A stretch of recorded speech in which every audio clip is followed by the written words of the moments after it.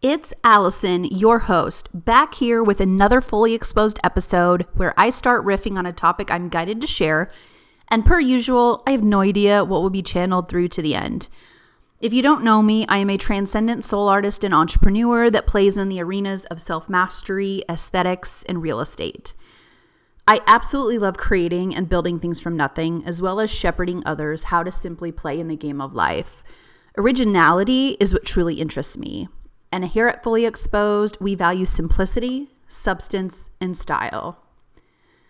So let's get into it.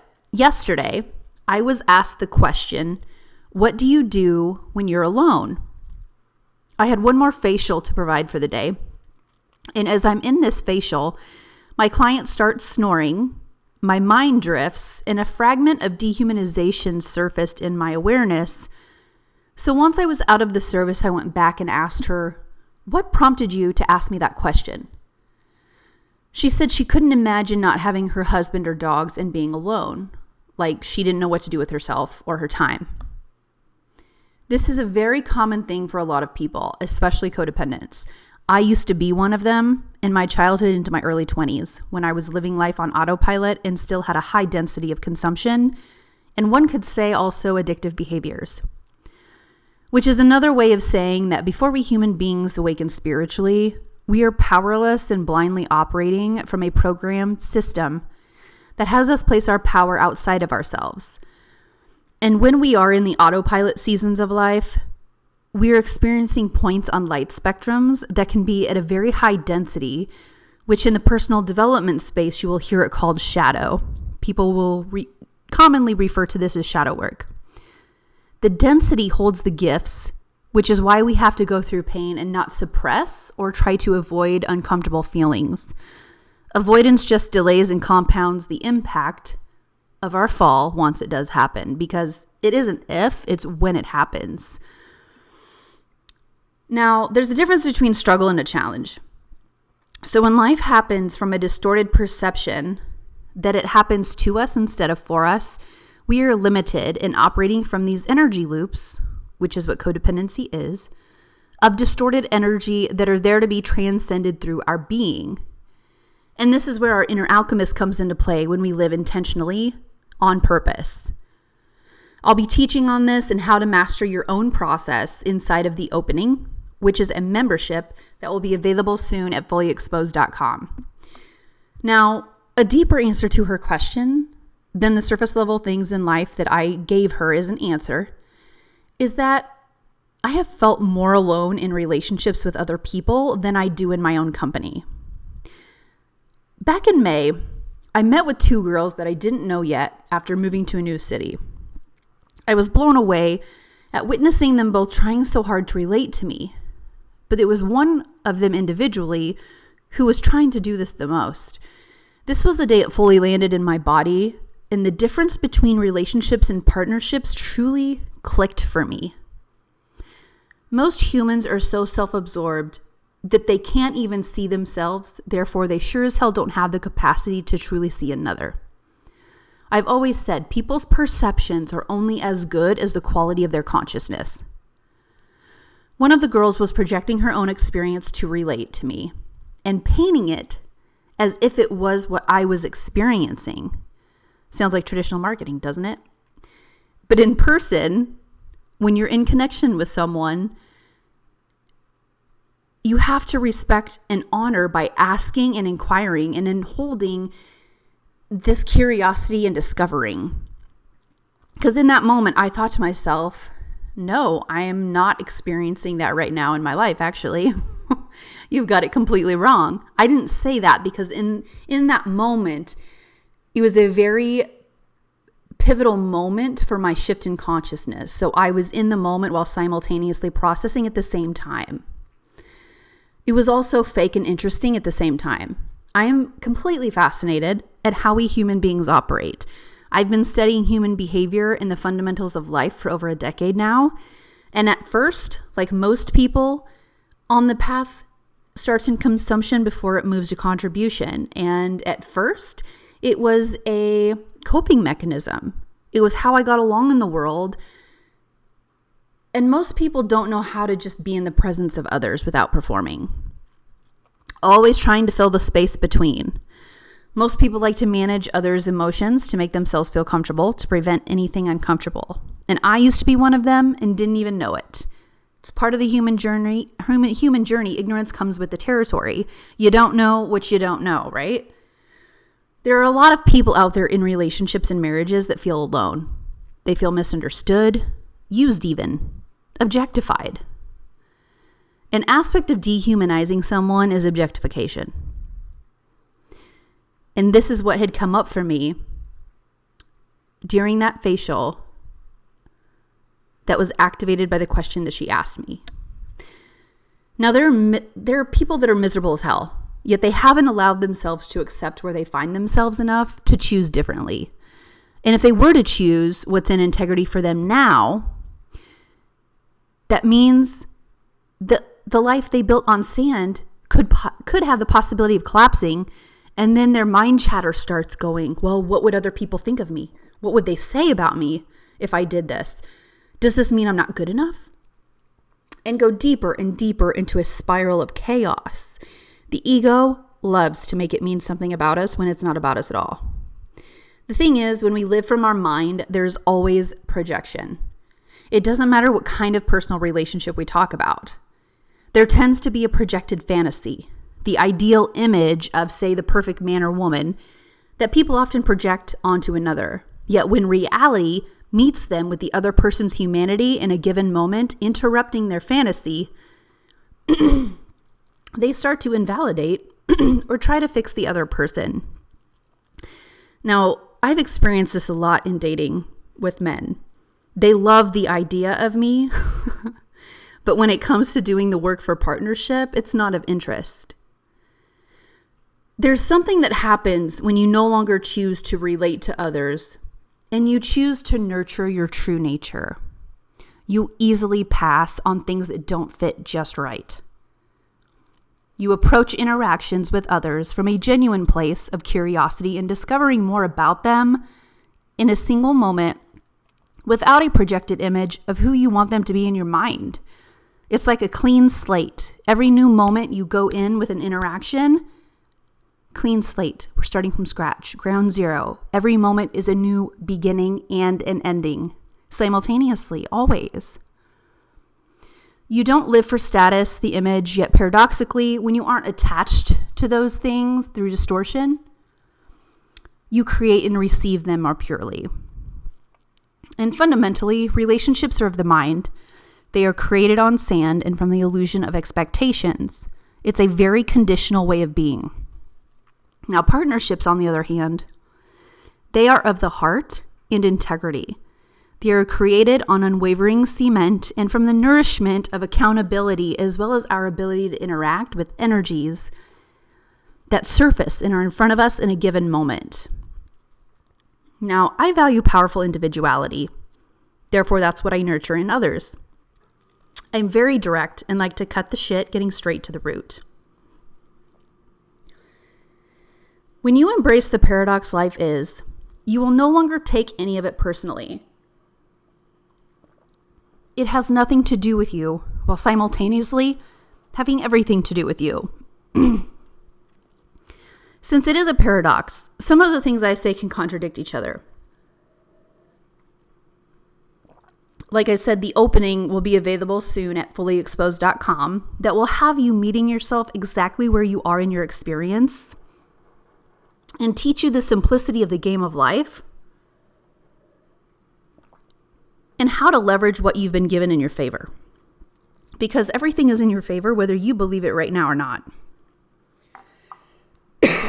I'm going to get a drink of water.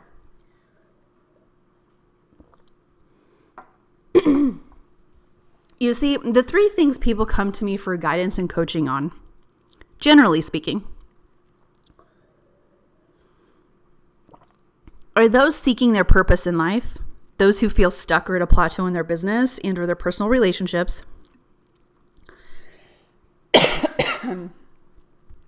at one point in time, I was there asking myself the exact same question. What's my purpose?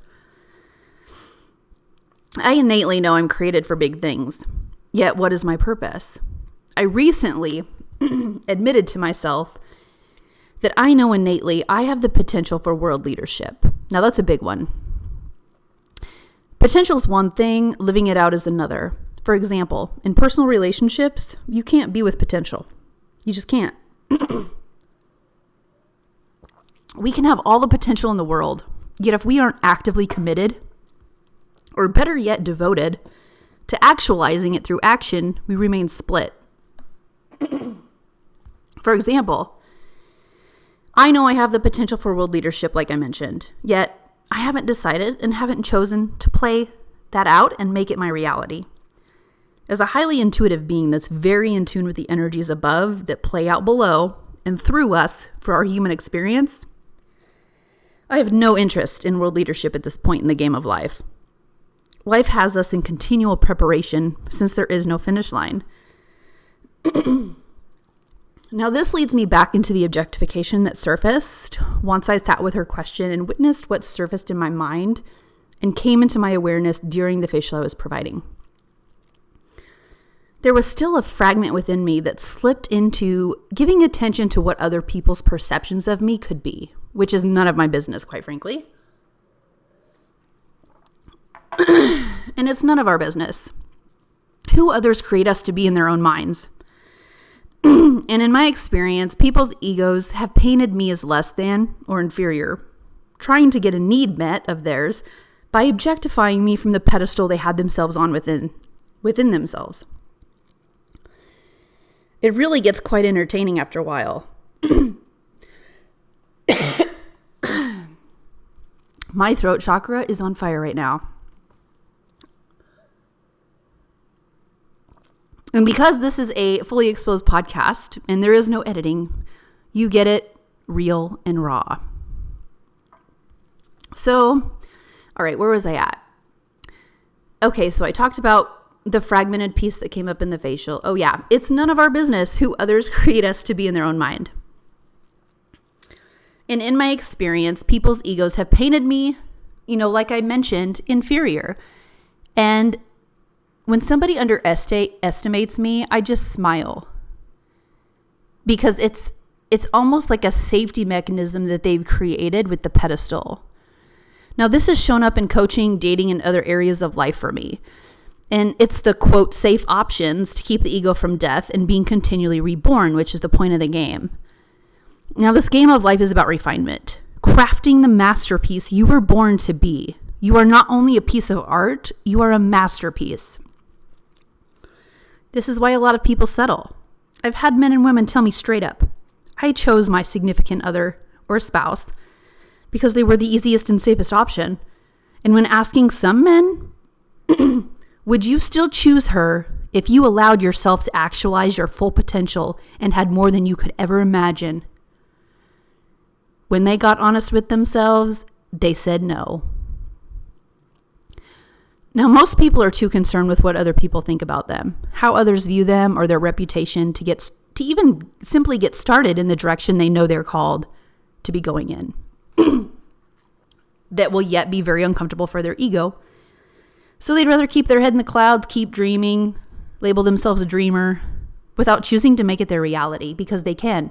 You can make anything your reality. Everything is made up somewhere. Somebody thought of it. They created it. There are countless versions of you out there at any given moment. It's exhausting when you don't believe and own the fact that you are innately worthy simply because you breathe. There's nothing to do, yet most people think they have to prove themselves in order to be loved. You are love itself. You are loved right now. Yet as humans, we can be so blind to it. You are never alone when you have anchored into your field and you nurture the partnership within yourself. Now, in my experience, we try to fit into projected images that we were conditioned with that would bring us acceptance when we were younger. It's not hard at all to stand out in a world full of people conditioned to not think for themselves. They are very scared to think for themselves and make moves. Most of us disassociated in childhood. I know I did, and I had a massive split. And the split has been there for the first quarter of my life. As humans who have been born into structures with the foundations of false power, we've been taught and conditioned to be codependent, siphoning energy instead of powerfully transcending the distorted energy patterns that comes from being anchored in one's own energy field. It's no one's fault, no one's to blame.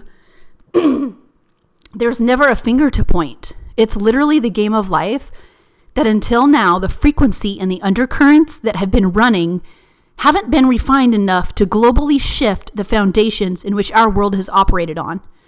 I appreciate, like hell, being alive at this time as we start to see the world's old systems crumble so the new can be created. That excites me because, quite frankly, it hasn't been working. The human mind will think of war as tangible, fighting, violence. I mean, sure, the tangible is always a byproduct. It's never the source. The war is and always has been spiritually. It's been energetically. And there's war externally because of the war internally within those that lead from within our worldly structures. Like I've always said, the shift required is the quality of energy and the refinement of the people within our current structures of leadership. The future is now. The future is EQ. I guide you into being masterful with your emotional intelligence. IQ is great. It brought us here. Appreciate it just like anything else. Now, what truly fulfills me is innately knowing that what I am creating and what I'm co-creating with others bear quality fruits way, way beyond the short time that I've been given and chosen to play in this round of the game of life. Now, we've been taught to live and operate in the world from our heads, which is disconnected. So when you enter fully exposed or my world, you will receive the simple truth. You will reconnect. And the truth that the ego likes to consider as tough love. And it can be tough to hear sometimes, but when you're detached and you know that it's not it's not your identity. It doesn't define who you are. That's what I'm trying to say. It doesn't define who you are. It doesn't become so tough. I love humanity so deeply, and so much so that I don't need to be your friend.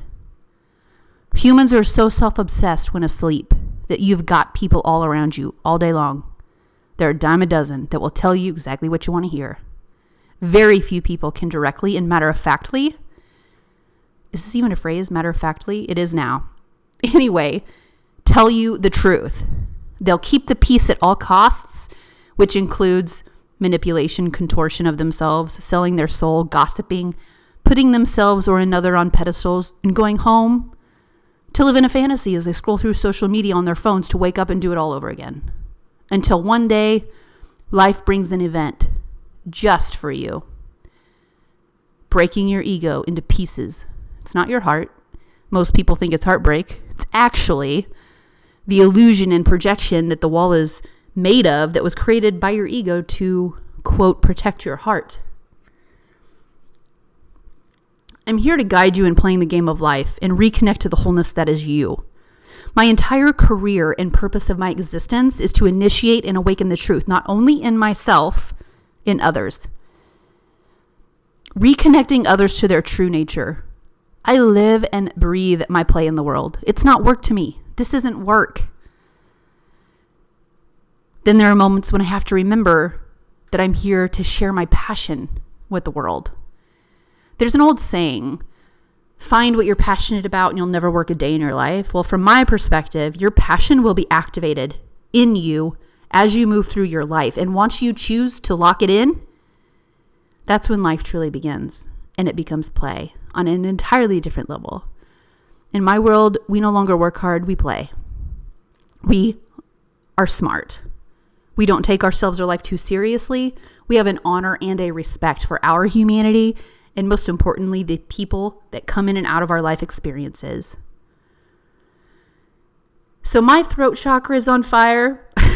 I'm going to end it here.